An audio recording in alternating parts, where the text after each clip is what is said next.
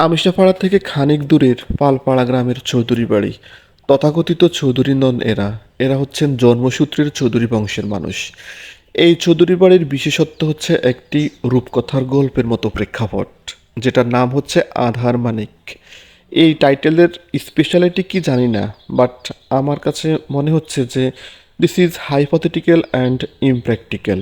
যাই হোক, তথাকথিত এই আধার মানিক জায়গাটার ভিতরে নাকি অসংখ্য সাপের আদিনিবাস। এর আশপাশ দিয়ে হেঁটে গেলেও নাকি সাপের শব্দদূষণ কানে লাগে। মূলত এই রহস্য পরিলক্ষণ করার জন্য আজ আমি এখানে গেলাম। চৌধুরী বাড়ির যারা ইনহেরিটর তারা আমার ভীষণ প্রিয় মানুষ। এই মুহূর্তে আমি যে তিনটি নাম উল্লেখ করব সেগুলো হচ্ছে বেলাল চৌধুরী, মামুন চৌধুরী এবং মিন্টু চৌধুরী। এই তিনজন পিতাতুল্য জেন্টলম্যানের মধ্যে মামুন চৌধুরী হচ্ছেন আমার অতি পছন্দের একজন প্রিয়ংবদা। তো এই আধার মানিক এক্সপেরিমেন্টে মামুন আঙ্কেল ছিলেন আমার সঙ্গে পুরোটা সময় জুড়ে। চলো সব দেখে নেওয়া যাক। এখানে আসার পর যেটা দেখে মনে হলো যে এই জায়গাটা ভীষণ স্পেশাল, সেটা হচ্ছে এই প্রাচীন মসজিদটা।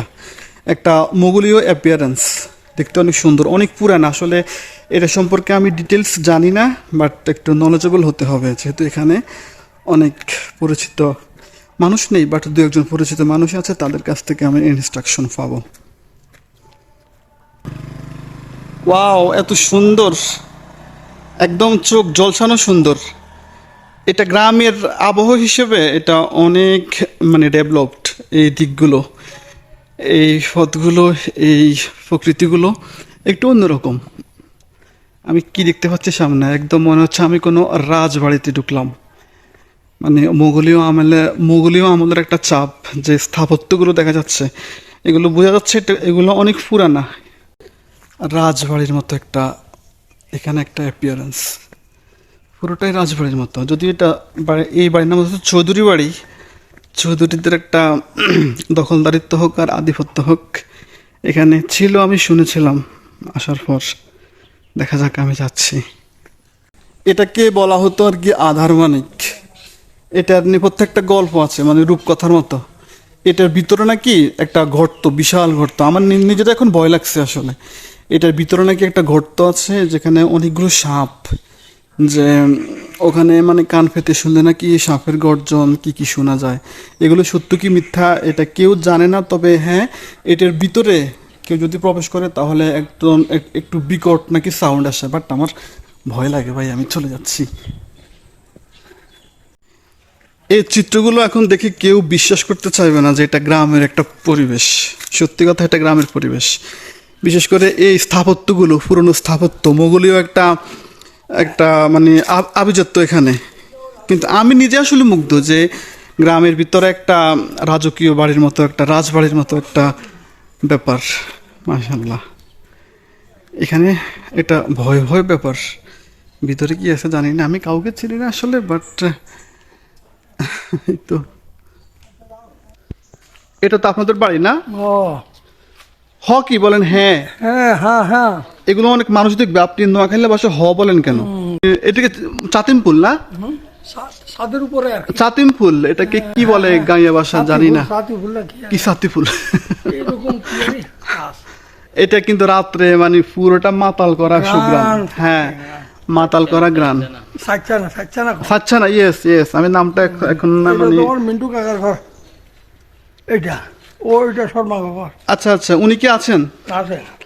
আচ্ছা, আমার বিহাইন্ড দ্য সিন এখন যিনি, উনি খুবই কনজারভেটিভ। উনি উনি উনি ইয়েতে আসবেন না, ক্যামেরাতে আসবেন না, কিন্তু উনি চেহারাও দেখাবেন না। বিশেষ করে এই জায়গাটার প্রতি আমার একটু আগ্রহ, এই কারণে মনে হচ্ছে অনেক আমরা আমরা দেখি না রাজা বাচ্চাদের একটা ঘর বাড়ির মতো একটা ব্যাপার। আচ্ছা, আপনাদের রাত এখানে ভয় লাগে না? না না, কোনো কারণেই না। কি বলে, আমার দিন দুপুরে এটা দেখে গা থমথম হচ্ছে। এটা অন্যরা আসি ভয় বৃদ্ধি পায়, আর আমরা থাকতে থাকতে অভ্যাস হয়ে গেছে। আমাদের এই ধরনের কোনো সমস্যা অনুভব হয় না। এত পুরাতন একটা স্থাপত্য। এটা কি আপনাদের পূর্বপুরুষদের আমলের না? আমার দাদা হিজারা করছে, দাদারা হিজা? What is হিজা? হিজা মানে দাদার বাপ। কিসব ওয়ার্ড ইউজ করেন আপনি? হিজা বলে আর কি। আবার তো হিজা তো নিজেই না। আবার কোনটা নেবেন আমাকে? আমি আসলে এই মুহূর্তে অনেক ফ্রেজার যে আমাকে পুরো বাড়ি ঘুরে ঘুরে দেখাচ্ছে। আচ্ছা, আমি ওনাকে ইন্ট্রোডিউস করি। উনি হচ্ছে মামুন চৌধুরী, সবাই হয়তো চিনবেন এখন, আমিষাপাড়ার একজন prominent figure Mamun Chowdhury. But উনি যেহেতু কনজারভেটিভ, উনি ক্যামেরার সামনে আসবেন না।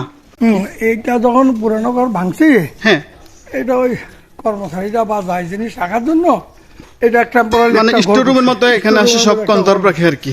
এটা আমার বাগান বাড়ি আর কি। আচ্ছা, আপনার বাগান বাড়িও আছে না? আচ্ছা, আমি যদি এগুলো যদি ইন্টারনেটে পোস্ট করি, যদি আপনার কোনো সমস্যা হবে? কি সমস্যা? এ যে আপনি খুবই মানে কি বলবো, মানে পায়াস মানুষ, ধার্মিক, বাট এগুলো তো আসলে আপনারা এলাও করেন না। প্রচারে প্রসার যদিও আমি নেগেটিভ শুনলো, নেগেটিভ কোনো কিছু দেখাই না, বাট একটু অনুমতি নিয়ে নেওয়ার তো দরকার আছে, ঠিক না? না ঠিক আছে। তারপরে এটা কোনি এটা কি আপনার বাগান বাড়ি? এই সামনের দিকে আছে। পুরোটাই ভৌতিক পরিবেশ, পুরোটাই ভৌতিক। এখানে তো দিন দুপুরে যদি মানুষকে জবাই করা হয়, এটা কেউ জানবে না। করবো কেন মানুষকে? মানুষকে জবাই করবো তো আমরা তো ওই শ্রেণীর লোক ন। না, এটা আপনার কথা বলি নাই, বললাম যে যদি এখানে যদি কোনো মার্ডার হয়, কেউ তো এটা বুঝতেও পারবে না। আপনার আচ্ছা, আপনার প্রপার্টির মানে পরিমাণ কত সম্পত্তির? আপনার সম্পত্তি কি পরিমাণ? এটা তো অনেক বিশাল এরিয়া আপনার। সবই কি আপনাদের দুই ভাইয়ের? আপনাদের 4 ভাইয়ের সব না? তা আপনারা তো পুরো আমাদের আমিষাপাড়া কিনে ফেলতে পারেন। বেচতে না, তারা তো বেচতে না। আমি সারা হইলো আমিষাড়া কি বলেন? আমিষাপাড়া। আমিষাপাড়া। আমি এত সুন্দর আমিষাপাড়াকে সবার কাছে মানে সমাদৃত করতেছি, আর আপনি বলেন আমিষাড়া। আমিষাড়া না, বলেন আমিষাপাড়া। আমিষাপাড়া। এটা কি আপনার মাছের প্রজেক্ট না? ও আচ্ছা আচ্ছা, বুঝতে পেরেছি। আপনি যে মাছ সেল করেন যে প্রত্যেকদিন। আচ্ছা, আপনি যে মাছ সেল মানে ইয়ে করেন, এটা কি এখান থেকেই নেন? এখান থেকে। এত ছোট্ট জায়গা কিন্তু এত মাছ, মাশাআল্লাহ। পুকুর তো একটা না। কি রে ভাই, আমি আবার এই কোন জমিদারের বাড়িতে চলে এলাম? না, আইন লাইন। ও আচ্ছা, আমি আরেকটা কথা বলি। উনার নাম মামুন চৌধুরী, মানে আমার আব্বার খুব ক্লোজ। তো ওই সুবাদে আমি ওনাকে বলি যে আমার আরেক আব্বা। এটা বলা ঠিক না, বাট সম্মানের দিক থেকে বলি আর কি, আমার আরেক আব্বা। কিন্তু মামুন চৌধুরী নামটা যেহেতু একটু ইউনিক, আবার ইউনিক না, এই কারণে আমি অনেক গল্পের মধ্যে আমি মামুন চৌধুরী একটা ক্যারেক্টার আমি ইউজ করি। আপনি এটা উনিও জানে যে ওনাকে আমি অনেক গল্পের হিরো বানিয়ে দিলাম।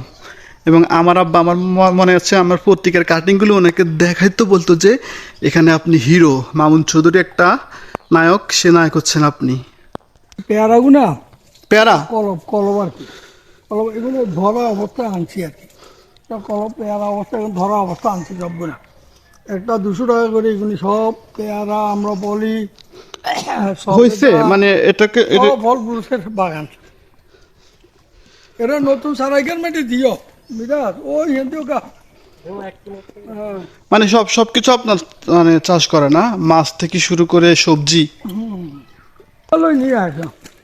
না, আমি অন্য একজনকে নিয়ে আসছিলাম। আচ্ছা শোনেন, কিন্তু আপনার মধ্যে কোনো অহংকার নেই। আপনি যে এত কিছুর মালিক, কোনো অহংকার আপনার মধ্যে আমি কখনো দেখিনি। এবং আমিও আজকে ফার্স্ট দেখলাম যে আপনি অনেক প্রপার্টির। এই দিক থেকে বিল্ডিংটা একটু ইয়া আছে, কি দেখা যায় আর বিল্ডিং এর কথাগুলো। এই দিক থেকে এটা যখন পুরোপুরি কাজ কমপ্লিট হবে, তখন দেখবেন যে একটা সুবিশাল ব্যাপার ঝলমল করবে এই চৌধুরী বাড়ি। আপনি কখনো আমাদের বাড়িতে গেলেন? গেছে না? কবে? ওই আমার বোনের বিয়েতে না? আমাদেরও আপনাদের মতো এরকম, কিন্তু আপনার মতো এরকম মানে সুবিশাল না। আমরাও কিন্তু এরকম নিরিবিলি একটা পরিবেশে বিলং করি, কিন্তু আপনি দেখি তোমাদের এটা তো এখন তো শুধু তোমাদেরই বাড়ি। হ্যাঁ, শুধু আমাদেরই। বাট আপনারা তো মানে বর্ধিত পরিবার, আপনাদের ভাইয়েরা মিলে মানে সবাই মিলে। আমিষাপাড়ার প্রত্যেক দিন যে অনেকগুলো মাছ সেল হয়, এটার সিংহভাগ মাছ বোধহয় এখান থেকে যায় না? এখান থেকে তো চলে এলাম পালপাড়া চৌধুরী বাড়ির আধারমানিক থেকে। এখানকার আধারমানিকের একটা হিস্ট্রি আমি যদি এই ভিডিও পোস্ট করি, তাহলে অনেকেই এটা চিনতে পারবেন যে আধারমানিকের ঘটনাটা কি। আমি আসলে টোটাল মানে গল্পটা জানি না। যদি কেউ জানে তাহলে অবশ্যই বুঝতে পারবে যে হ্যাঁ, আধারমানিকের একটা হিস্ট্রি আছে এখানে।